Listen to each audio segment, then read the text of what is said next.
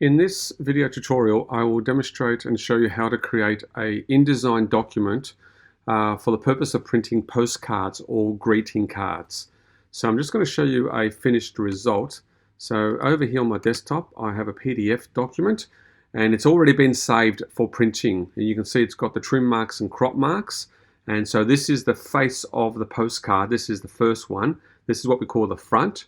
And then this is the back of it, and it's called the Fast Cars. And you've got my caption here, you've got a logo, and you've got basically a design that looks like a postcard.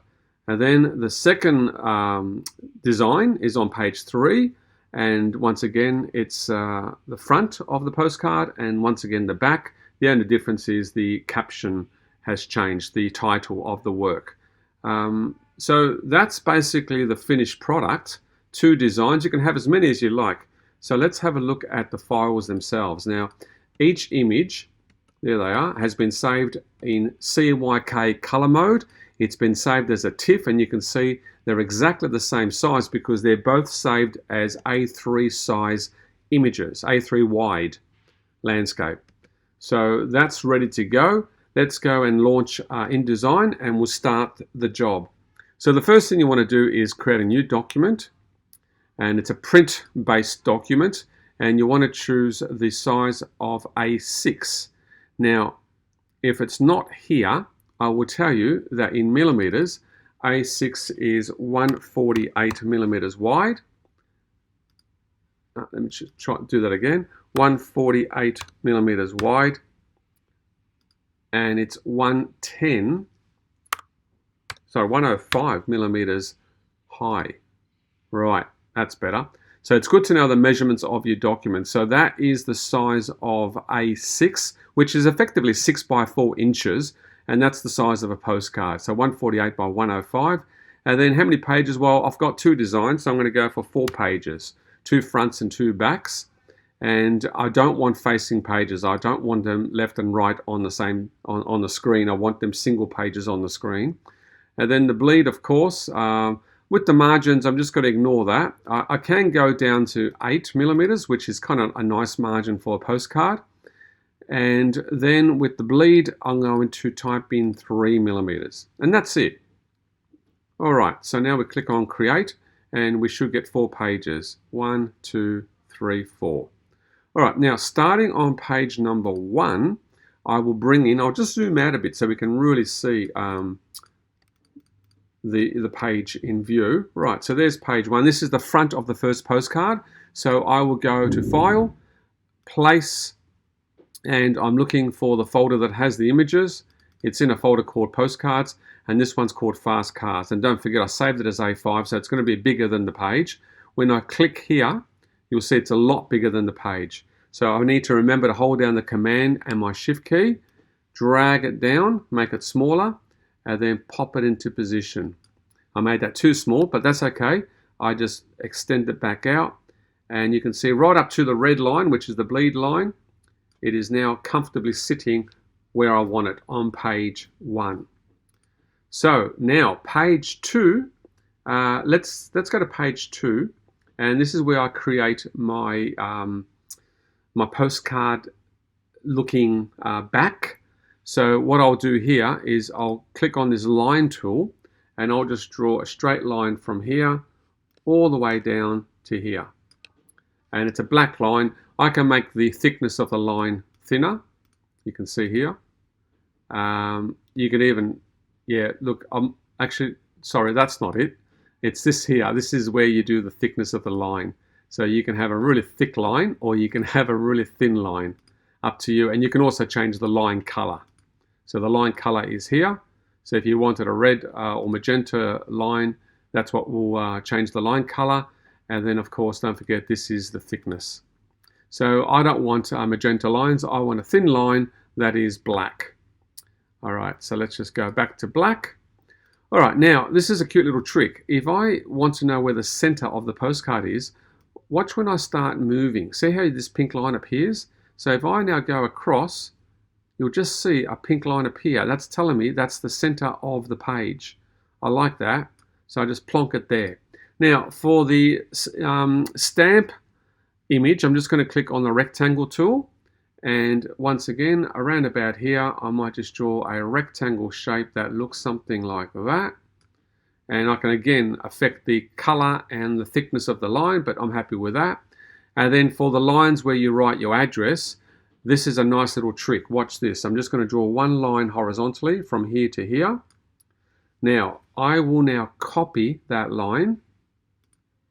Actually, I can duplicate that line, and then I get a second line, and if I keep going back to duplicate, I get a third line, fourth line, fifth line. How many lines do I want? Let's go for that many. Now if I want to affect those as a group, I need to take my arrow tool, my selection tool. I mark here the whole lot, which selects all of them, and then I can group them. Command G. Once I group them, I can affect all those lines as a total group. So I can then change the thickness, make it thinner, and I can also drag this middle handle down and make them wider. So that's pretty nifty, and that's starting to look like the back of a postcard. All that's left now is the text box for my caption. So I'm just going to press and drag and draw a text box over here. And I've already typed dump subtext. I'm just going to go paste, Command V. So there's my text. I will select it all, choose a nice font. Let's just choose Gill Sans. Make it small, of course. I'd probably even go down to 8 point for the back of a postcard. And I might make the title, I might just make that bold.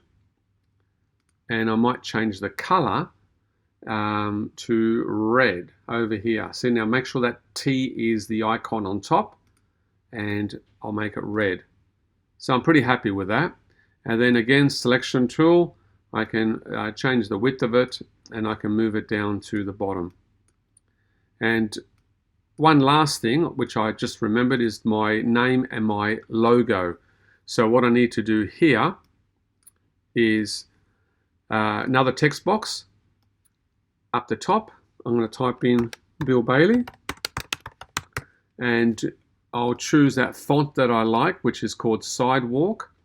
That should be near the top here. There it is, Sidewalk. And I could even affect the spacing. You know, I can make it spaced out. There you go. I'll make it a bit more spaced out, and I'll just bring that a little bit lower because I want to put a logo above. So now the logo, I will go to File, Place, and oh, where's the logo? Oh, geez, I forgot to put it in there. So I'm just going to grab my logo from another folder. Just don't mind me. I've got the logo saved in a folder called Professional Practice 2, InDesign. It should be in here, if I'm not mistaken. And there it is, black logo. All right, so that's my mistake. I should have put it in the other folder. All right, so I'm just going to plonk it here. It's going to be huge. Then I go Command, Shift, and drag, and I make that really small. Command, Shift, and drag. Even smaller than that, much smaller. And I'll just position that near the top, bring the name down a little bit, and that's pretty much the back of the postcard finished. Now, this is the fun part. If you press W, you get a preview of what the postcard looks like so far. So I've only got one design. Now we're ready for the second design, and this is the fun part. If the first image is the same size as the second image, all you have to do, and I'll just position that a bit better. All right, so that's positioned better. All you have to do is copy, Command C, copy the first image, click on page 3, and paste in place. And InDesign will plonk it exactly in the same spot on page 3, and then all you have to do is go to File, choose the word Place, and switch it around with the second image. This one called Junk Shop. Because it's exactly the same size, it fits perfectly where you want it. Now, if that wasn't good enough, watch this. If you want the back of that second design exactly the same as the first design, you basically click on page 2. So click anywhere on page 2 to tell InDesign this is where you are. Then you select everything, Command A. Okay, Command A will select everything. Command C for copy. Then you scroll to page 4, click on it, and then paste in place. And how's that? That is such a wonderful feature because everything gets placed in exactly the same spot. And then all you have to do is change the caption to junk shop. Great. And now we're ready to export. Now, when you're ready to save it as a high quality PDF for printing, you must remember to switch off preview. So you tap on the W key on your keyboard to go back to normal mode. And normal mode is when you can see all these guidelines, the purple lines and the red lines. So now that it's in normal mode, you can go to File, Save, give it a name, Bill Bailey Postcards, and I always put in the date. So today's the 23rd of August, 2020. You can even give it the size, you can say A6 postcards. And then you save it to the right folder on your desktop. And I would save it to the folder that contains my images. So I'm just going to save it in there. And then once you've saved the document, this is when you create the PDF. You go to File, you go to Adobe PDF, choose High Quality.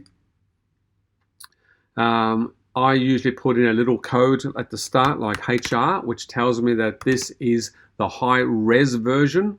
This is going to be my high res PDF. And then you save it to the same folder.